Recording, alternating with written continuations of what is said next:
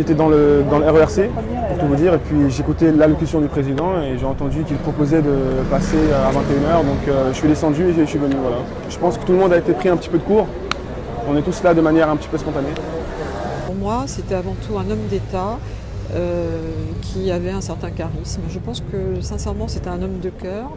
C'est touchant parce que je me dis que je pense à Madame Chirac, je pense aussi à sa fille qui était décédée aussi quelques temps avant et c'est vrai que malheureusement c'est triste, malheureusement c'est à force de l'âge aussi, mais on s'attend toujours à ce qu'il reste encore un petit peu, puisque les précédents présidents sont restés un petit peu plus longtemps, donc on espérait quand même un petit peu. Nous on s'est dit que c'était un beau moyen de lui rendre hommage et qu'il y ait une partie comme ça de ce bâtiment-là républicain qui soit ouvert aux citoyens français. Je trouvais ça vraiment une bonne idée et je trouve que c'était une belle image et une belle façon de dire merci à ce monsieur. J'ai témoigné d'abord tout mon respect à monsieur le président Chirac et j'ai aussi stipulé que c'était un grand monument français qui restera éternel et que c'était aussi une part de l'âme française étant donné qu'il a siégé ici en tant que président de la République pendant 12 ans. J'ai écrit que monsieur Jacques Chirac était un très grand président de la République française et qu'en tant que Français j'étais